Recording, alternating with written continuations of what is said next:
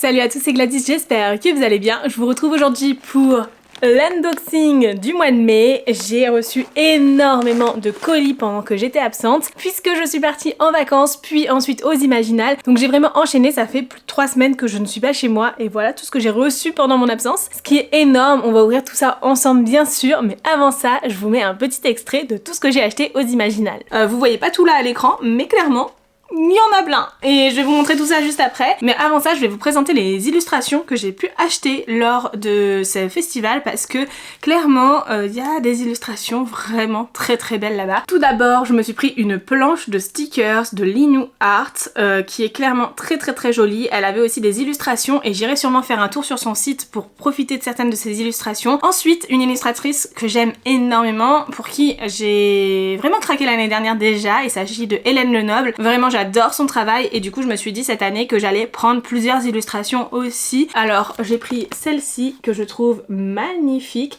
C'est toujours des illustrations qui ont un esprit un peu mythologique en fait, c'est sa source d'inspiration et elles sont mais super bien faites avec des touches de doré. Vous savez j'adore tout ce qui brille donc vraiment je les aime trop. Là elles sont sous blister. Comme je vais les expédier chez moi, je vais pas enlever le blister pour pas les abîmer, mais du coup voici comment elles sont. Celle-ci aussi, personnellement je l'apprécie un tout petit peu moins parce que c'est un peu moins mes couleurs, mais je sais que Ken l'aime beaucoup, il l'avait repéré sur son site internet et du coup il m'avait demandé de l'acheter, donc voilà pour celle-ci. Et j'ai aussi pris un très grand format, donc voilà comme ceci, que j'adore vraiment. Je la trouve magnifique avec cette ambiance automnale, ces couleurs plutôt neutres aussi. Je la trouve vraiment magnifique et du coup je l'ai prise en grand format. Elle était aussi en format A4, mais tant qu'à faire, autant avoir quelque chose d'un petit peu plus grand. Voilà. On passe maintenant à ma pile de livres hyper conséquente. Bien évidemment je vais pas vous faire le résumé de chacun d'entre eux, ce sera beaucoup trop long. J'ai tout d'abord acheté le tome 3 de Edwidge Jones de Aurore Kopec. Hop, ça me gêne. La porte cachée, donc qui est un tome que je n'ai pas encore lu bien sûr, j'en suis arrivée à ce tome là.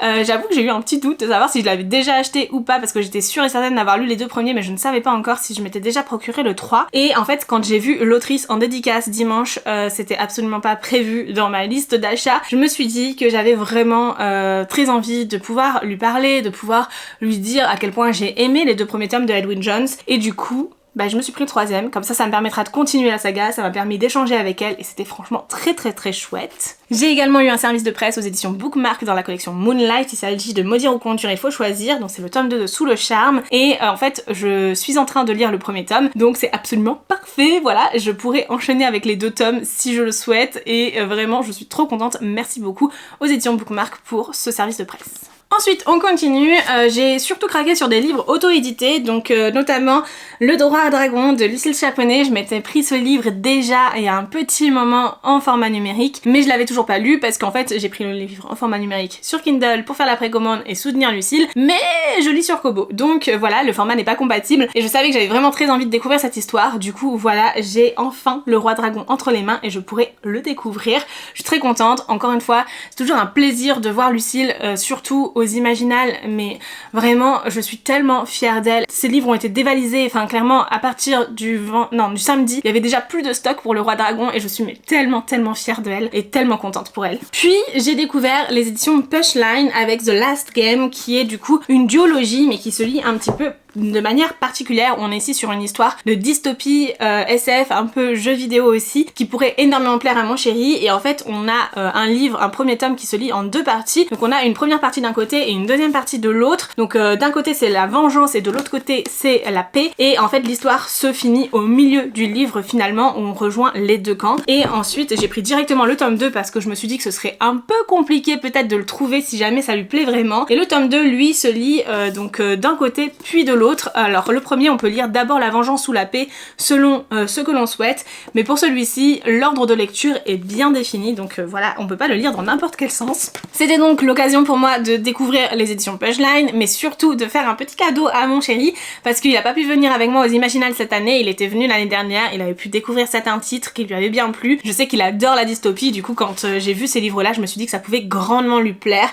En plus le côté jeu vidéo et tout c'est tout à fait sa came, donc voilà j'espère que ça lui plaira plaira, je croise fort les doigts. Et en discutant avec Elodie Loisel, qui est l'une des autrices de la maison d'édition Punchline, eh bien j'ai pu aussi parler de La Belle et la Bête, la malédiction de la rose noire. C'est un livre du coup qu'elle a écrit dans cette maison d'édition qui reprend le le conte de La Belle et la Bête, mais de manière un petit peu plus sombre aussi, sans pour autant être aussi sombre que les contes interdits par exemple.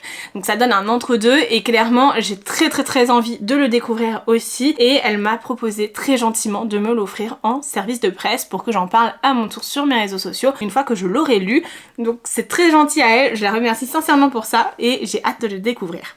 En plus de ça, ils faisaient un petit déstockage, du coup ils nous ont glissé dans les pochons de vente Lola Rock, qui est un livre beaucoup plus young adult, jeunesse je pense, enfin middle grade, et je pense pas que ça me correspondra totalement, mais bon, pourquoi pas. En tout cas c'est très gentil à eux de proposer en fait de donner les livres plutôt que de les détruire en fait tout simplement, ou de les recycler, et je trouve ça très chouette de permettre à d'autres personnes de les découvrir à leur tour. Il s'est passé aussi un truc de fou dimanche aux Imaginales, j'ai recroisé une personne que je connaissais depuis mais très longtemps et que je n'avais pas vu depuis de nombreuses années, et qui depuis est devenu auteur et prof de physique-chimie, et du coup il s'agit de Paul Fint, et donc je lui ai pris son livre Lambda qui est une science-fiction dystopique. Alors en fonction des tomes on est plus ou moins sur de la science-fiction, plus ou moins sur de la dystopie, et de ce que j'ai compris dans le tome 3 on a même quelque chose un petit peu plus fantastique. Vraiment c'est super intéressant d'avoir pu regrouper les genres qu'il aime tant comme ça, et d'avoir vraiment une continuité en fait qui se suit de tome en tome. Bref, j'ai craqué, et surtout je pense encore une fois qu'il plaira grandement à mon mari, donc je me suis dit que voilà, on allait le prendre pour tous les deux, il nous l'a dédicacé à nos deux noms, et j'ai hâte de pouvoir le découvrir et le faire découvrir aussi à mon mari. En étant sur le stand de la maison d'édition du Lys Bleu du coup, j'ai pu rencontrer MK Simon qui a publié Alice dans une autre maison d'édition auparavant, qu'il a réédité au Lys Bleu, mais du coup qui ne sait pas trop quoi faire de ces exemplaires en fait de son ancienne maison d'édition, tout simplement parce qu'ils sont plus disponibles à la vente, et donc en fait il me l'a très gentiment offert pour que je puisse le découvrir si cela me tente, et que je puisse découvrir cette histoire. J'ai découvert La Couleur des Ténèbres de Marine Chapan, et c'est un livre que j'ai clairement découvert grâce à Soli qui a demandé à l'autrice de pitcher son livre, puis grâce à Kimi qui juste après est arrivé dans la conversation et a redemandé à l'autrice de pitcher son livre, et là j'ai fait non mais il faut absolument que je le lise, il a l'air incroyable. On était 5 en tout, hein. On est arrivé à 5, et clairement on est toutes reparties avec un livre, donc Aurélie et Héloïse aussi, et ce qui m'a fait craquer honnêtement, cette illustration, mais c'est absolument magnifique. J'ai aussi acheté Le Chant des Sacrifiés, donc le premier tome de La Voix du Destin de Eulalie Le Lombard et Megara Lonan.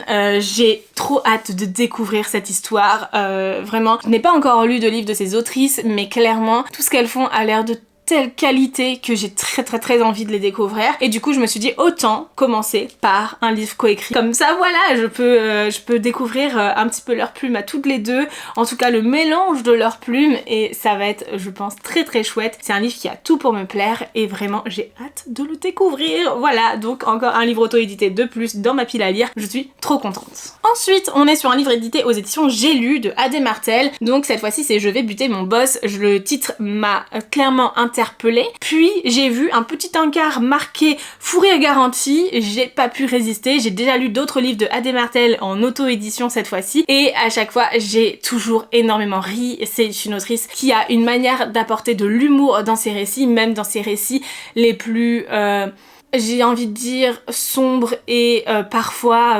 sérieux, voilà, mais elle a toujours cette petite touche à elle et que j'aime beaucoup.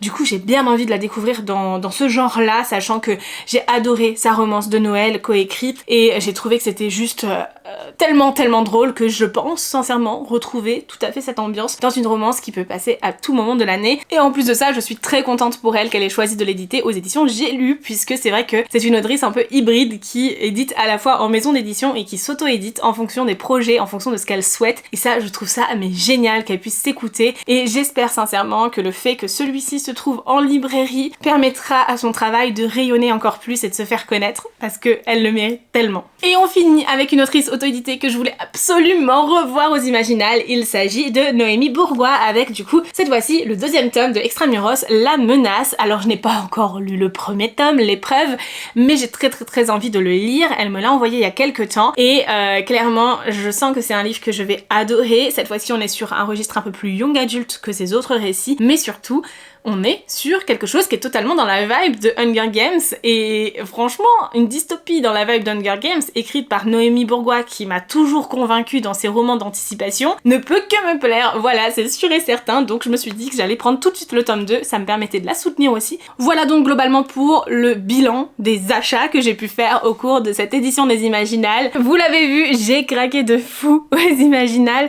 J'ai rarement autant craqué dans un festival ou salon du livre. C'est vrai que généralement je suis plutôt raisonnable lorsque je me rends dans ces endroits-là. Mais cette année, c'est vrai que j'avais très envie de me faire plaisir. J'ai été très raisonnable tout au long de l'année. Alors oui, j'ai reçu plein de livres et vous en avez vu plein arriver sur la chaîne, mais j'en ai acheté très peu. Et pourquoi? Parce que j'avais vraiment aussi envie de consacrer mon budget de livres pour des auteurs indépendants. Et du coup, je suis absolument trop contente d'avoir pu rencontrer des autrices et auteurs auto-édités ou édités dans de petites maisons d'édition que l'on ne trouve pas forcément dans toutes les librairies. Bref, ça m'a fait trop plaisir de découvrir des livres dont je n'ai jamais entendu parler auparavant, ou alors des livres qui finalement me faisaient très envie, mais que voilà, je ne pouvais pas trouver comme ça en librairie à moins de passer par internet pour les commander, ce qui en soi n'est pas un problème, hein. Mais j'y pense juste jamais, voilà. Bref, il est temps maintenant d'ouvrir cette pile énorme de colis qui attend d'être ouverte. Il y a pas mal de choses dedans et j'ai hâte de découvrir tout ça avec vous. On commence tout d'abord par un livre qui nous est envoyé par le groupe Hachette, donc c'est probablement des éditions Brajlon, mais je n'en sais rien, j'avoue tout, je ne sais pas ce que j'ai reçu.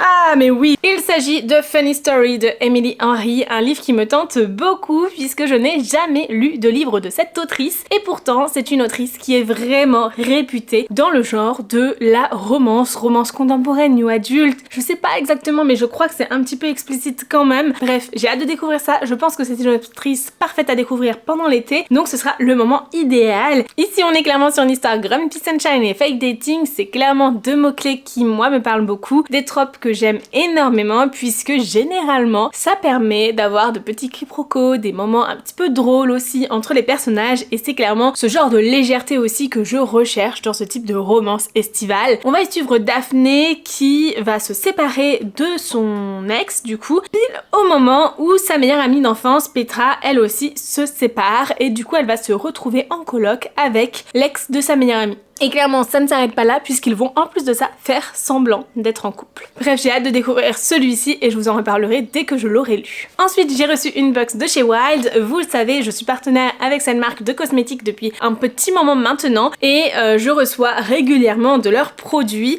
Alors cette fois-ci on va découvrir ensemble ce qu'ils m'ont envoyé. On est aujourd'hui sur un gel douche de la gamme Summer Breeze. Ah, c'est hyper frais.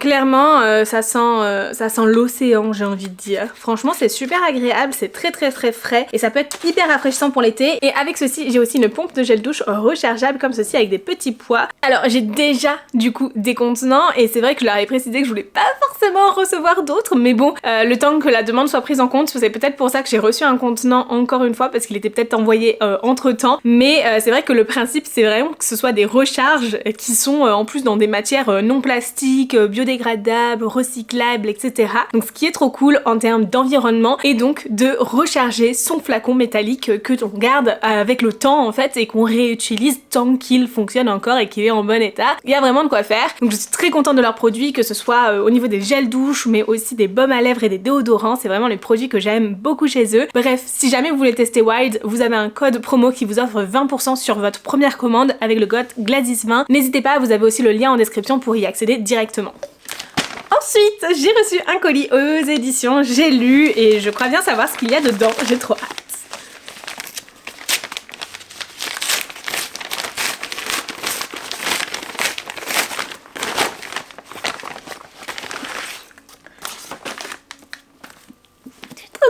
J'ai reçu The Rule Book de Sarah Adam. Du coup c'est le tome 2 de The Cheat Sheet qui peuvent être lus tous les deux séparément si vous le souhaitez, mais l'un après l'autre aussi, et clairement j'ai adoré The Cheat Sheet qui est une romance adulte mais super légère et surtout qui n'est pas explicite, donc pour les gens qui recherchent une romance avec des personnages adultes dans lesquels ils peuvent potentiellement se reconnaître mais qui en même temps n'est pas explicite, c'est tout à fait ce que je peux vous recommander. C'est absolument parfait pour l'été et du coup j'ai vraiment hâte de découvrir ce Rule Book toujours dans cet univers là qui m'a l'air juste incroyable. Voilà, j'ai hâte de le découvrir.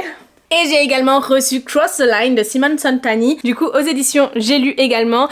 J'ai très envie de découvrir celui-ci. C'est vrai que je lis pas beaucoup de romances F1 et là en ce moment, voilà, il y en a 2-3 qui sont parus qui me faisaient très envie. Du coup, je me suis dit pourquoi pas me laisser tenter. Et ouais, celle-là, elle a l'air vraiment très chouette. Donc j'ai hâte de pouvoir la découvrir. Et c'est vrai que pour le coup, je rentre pas forcément en détail dans les résumés, je me rends compte dans cet unboxing. J'ai quand même pas mal de choses à vous montrer et j'ai pas envie que la vidéo soit trop longue non plus parce que ça peut être un peu barbant au bout d'un moment et c'est probablement des livres dont vous avez déjà entendu parler. En tout cas, si vous voulez avoir un résumé un petit peu plus détaillé, je vous les ai présentés pour beaucoup d'entre eux dans les parutions livresques du mois de mai, donc n'hésitez pas à aller voir la vidéo précédente. Ensuite, j'ai reçu une enveloppe métallisée comme ceci des éditions Lemon et du coup, je sais déjà de quoi il s'agit parce qu'il n'y a pas 36 titres aux éditions Lemon.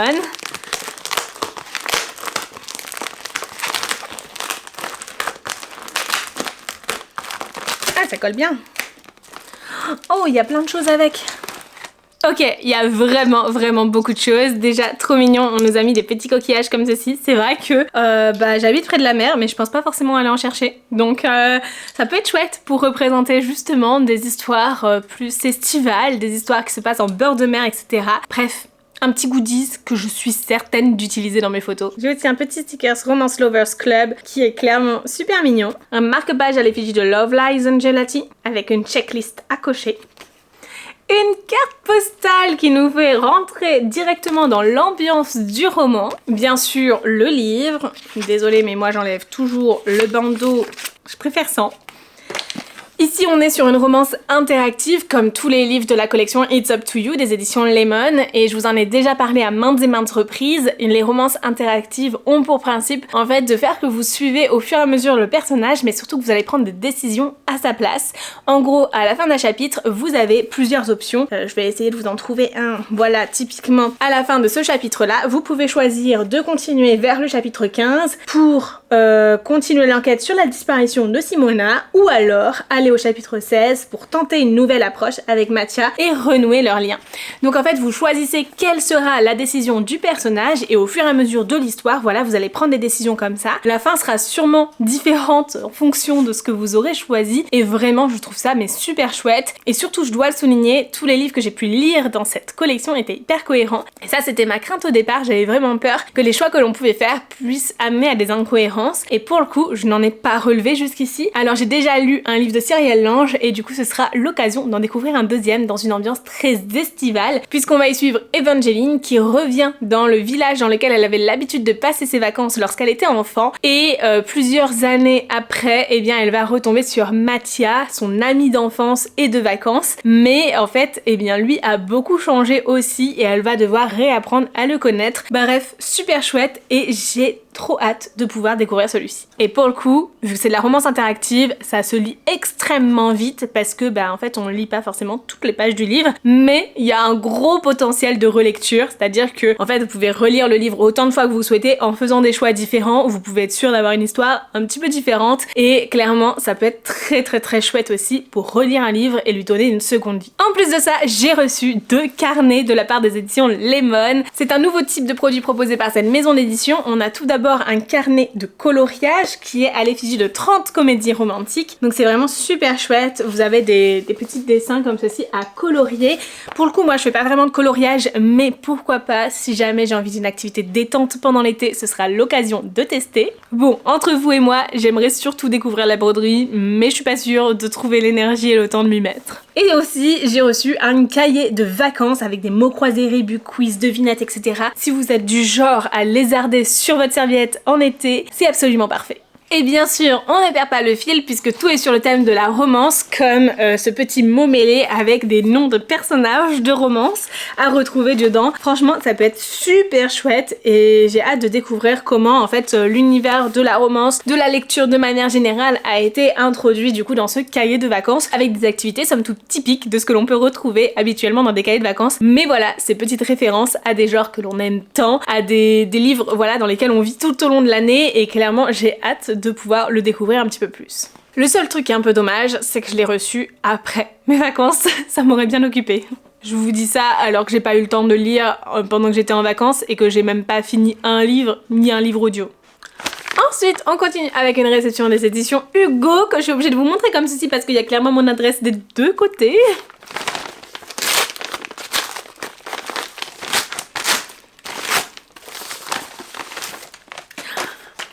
Il s'agit de Scott, le 6e tome des Dieux du Campus de Phoenix Biacher et Avestier en format poche pour l'édition poche du coup de cette saga. C'est clairement la fin de cette saga en format poche qui existe aussi en format audio. Alors je crois que les derniers tomes sont pas encore sortis en audio, mais ça ne serait tardé. Clairement vous avez l'embarras du choix pour découvrir cette histoire, que ce soit en format broché poche ou audio du coup. Mais bon voilà, je vais pas vous en parler plus que ça ici puisque je vous prépare un petit contenu super chouette autour de ce livre sur les réseaux sociaux. N'hésitez pas à rester à l'affût, que ce soit sur YouTube et Instagram, puisqu'il y a 2 contenus différents à venir et clairement j'ai hâte de vous en reparler parce qu'en plus je l'ai déjà lu et c'est une pépite à découvrir absolument. On continue ensuite avec un livre qui nous vient des éditions Imeris.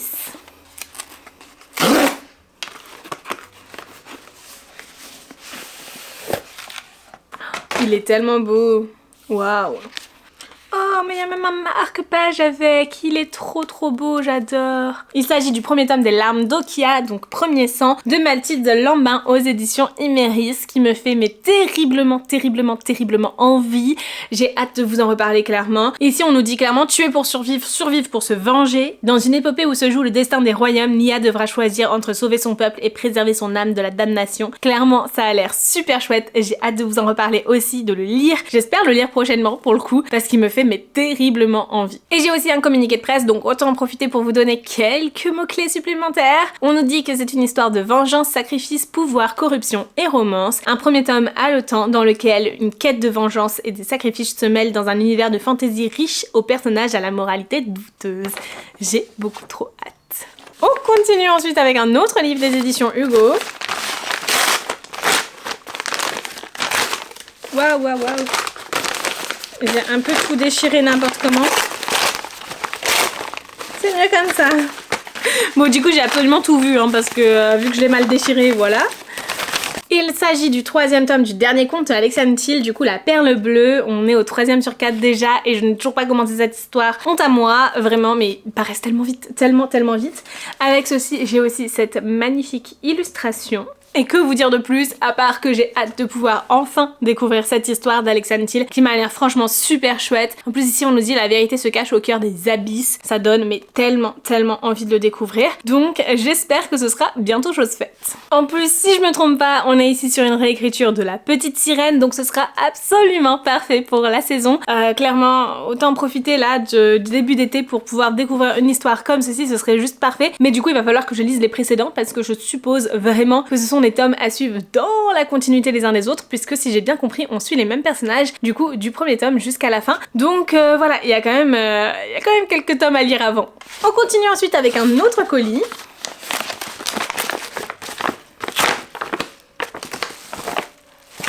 Ouh. Il s'agit de Year of Storms et j'ai reçu pas mal de choses avec. Tout d'abord, j'ai reçu un petit médaillon pendentif comme ceci, vraiment trop mignon. J'ai aussi un petit carnet avec une chouette citation. Je suis celle qui a tissé la tempête qui ébranlera le monde. Et à l'intérieur, c'est un carnet vierge tout simplement pour prendre des notes. Il est trop beau, je l'adore. Franchement, je sens que je vais vraiment l'utiliser celui-ci. Parce que je vous dis ça parce que des fois, au final, je les utilise pas forcément toujours. J'ai également des petits tatouages à l'effigie du roman. Ah, on voit pas grand chose parce qu'ils sont argentés, mais c'est vraiment trop beau. Et ça reprend en fait finalement, si je me trompe pas, chacun des éléments qu'il y a dans cette histoire. Une carte de l'univers, pareil, avec ce côté métallisé argenté, qui est super beau, ça rend trop bien. Et clairement, cette carte de l'univers, je vais la garder bien précieusement parce que je la trouve très jolie. J'ai également le dossier presse de Year of Storms, donc la fille des tempêtes, qui reprend du coup justement cette carte en couleur cette fois-ci, avec en plus de ça les différents peuples, si je me trompe pas, selon leur pouvoir.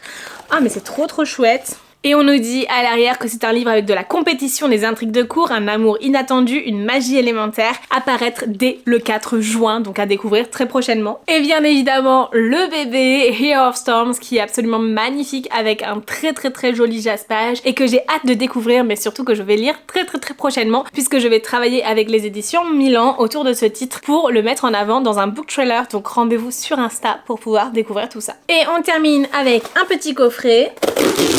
J'ai reçu la version définitive de la BD Mimouche, tu veux te battre de Véro Caso et Carole Morel aux éditions Dupuis. J'ai plein de petites silhouettes, que ce soit ici un petit gant de boxe ou des personnages qui sont coincés dans la BD. Mais vraiment, je suis trop contente de l'avoir reçue parce que c'est une histoire que j'ai adorée. Je vous en avais parlé il y a quelques temps parce que j'avais lu l'épreuve non corrigée de cette BD et d'ailleurs elle n'était pas non plus définitive, les dernières planches n'étaient pas totalement terminées et j'avais pu découvrir cette histoire qui est absolument touchante et vraiment très belle où on va suivre Colette qui va apprendre à trouver sa place dans sa famille suite au décès de sa sœur jumelle où en fait Colette a toujours eu l'habitude de vivre dans l'ombre de sa sœur et au-delà de ça elle va aussi apprendre à assumer ses choix, ses envies, ses ambitions en commençant à pratiquer la boxe alors que sa famille souhaite surtout qu'elle pratique la danse classique comme sa sœur a pu le faire auparavant. Avec ceci j'ai une affiche du coup à l'effigie de la BD mais également plein de petits goodies.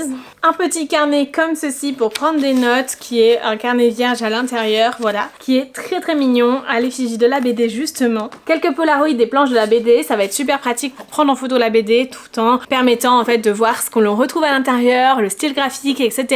Je trouve ça super chouette sur les BD, c'est un beau moyen de les mettre en avant. J'ai aussi un petit porte-clés qui montre toute la dualité de Colette justement, avec à la fois un chausson de ballerine et des gants de boxe. Voilà, vraiment les choix que Colette va devoir faire au cours de cette BD finalement. J'ai également un ballon gonflable et comme je vous disais, plein de petites silhouettes comme ceci, vous voyez rien du tout, des gants de boxe, etc. Bref, il y en a des tonnes au fond du carton. Un grand merci du coup aux éditions Dupuis pour cet envoi parce que je suis trop contente d'avoir pu recevoir cette BD en version définitive. Je l'avais vraiment adorée lorsque je l'ai découverte et du coup je suis trop contente de l'avoir dans sa version finale. Voilà. Alors j'espère sincèrement que cette vidéo vous a plu, je vous remercie de l'avoir regardée jusqu'au bout. En attendant la prochaine vidéo, je vous souhaite bien évidemment de très belles lectures, de belles réceptions aussi. N'hésitez pas à commenter avec les emojis carton et pile de livres, ça me fera trop plaisir de voir que vous êtes passé par là. Et puis si vous avez envie de me parler un petit peu plus des livres qui vous font envie, etc., je serai ravie d'échanger avec vous bien évidemment. Sur ce, en attendant la prochaine vidéo, je vous fais de très gros bisous, je vous souhaite de très belles lectures, à très bientôt,